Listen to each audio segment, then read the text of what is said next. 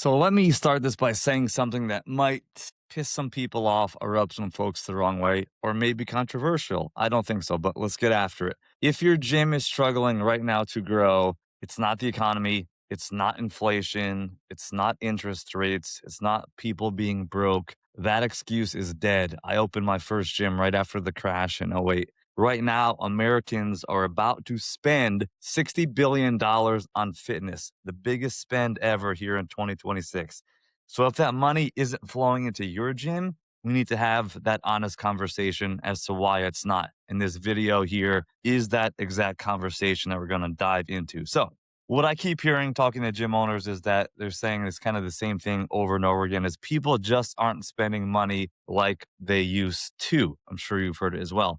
Here's the reality. People aren't careless with money anymore, but they are intentional, which is a good thing for our industry. And fitness has become a protected expense. We have nearly 90% of Americans now view exercise as preventative health care. That means fitness is no longer just optional or a side expense or an extra. It's infrastructure, it's maintenance. At the end of the day, it is health insurance. And right now, only 23% of people, according to polling, say they'd cut fitness spending if money got tight.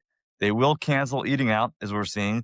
They will cancel going on vacations. They will cancel concerts. They will cancel drinking beer, but they're not going to cancel the gym if your business is set up right. So again, if your gym is struggling, it's not because people stopped valuing fitness all of a sudden.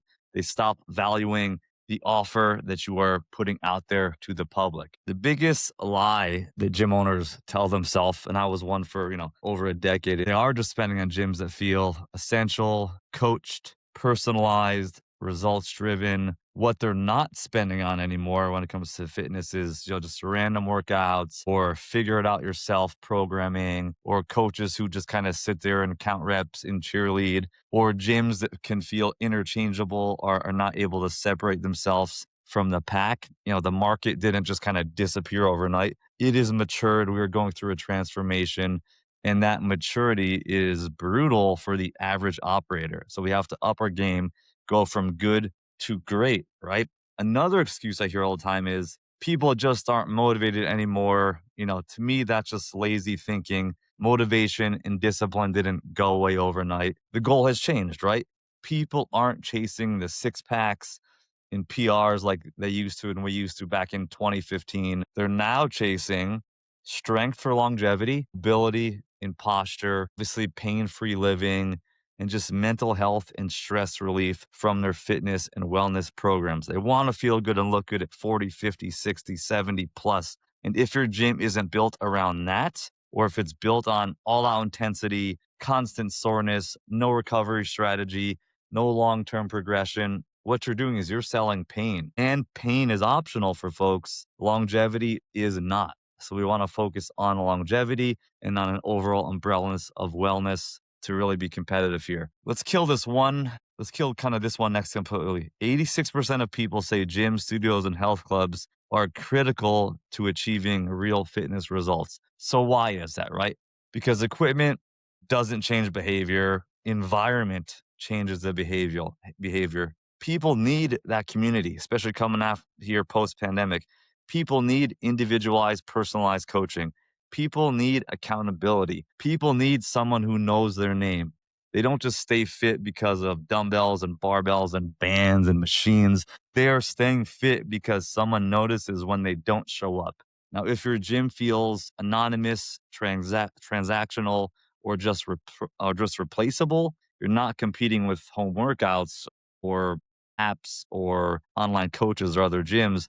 You're just competing with indifference, right? And indifference always wins against the average. So, what's the real problem here? And the uncomfortable truth is most gyms were not built to be essential. They're built for convenience, right? Convenience being cheap, essential being valuable. So, the gym's winning right now, again, personalized training and everything else. Coach recovery and coach lifestyle, sell outcomes, not access, create belonging to their community within their gyms or gym. Feels like preventative healthcare because it is. The gyms that are now struggling are competing on price, becoming a commodity, sell unlimited access, rely on marketing gimmicks, bait and switch gimmicks, low barrier entry offers, blame the economy. It's everybody else's fault. The gap is widening here fast, right? So, what does this filter look like? This isn't a downturn in our industry, it's a filtering event. It's going to separate the good from the great. The industry is not shrinking, it's actually selecting. Average gyms are going to fade away quickly here. Exceptional gyms are going to scale massively. And here's the part no one wants to hear, but it's so true. This is the best opportunity gym owners have had in decades, right? Going back to the early 2000s, if you're willing to evolve, right? Fitness has moved now from aspirational to allocation.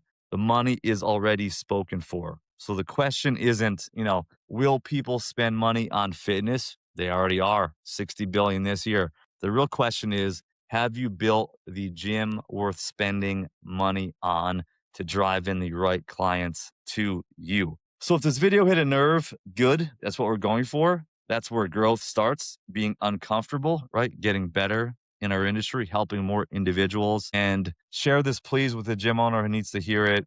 Hit like and subscribe on the video to hear more content from us. And if you're ready to build the gym people won't cancel, let's do some work together and get there. See y'all soon. Thanks so much for listening. Bye.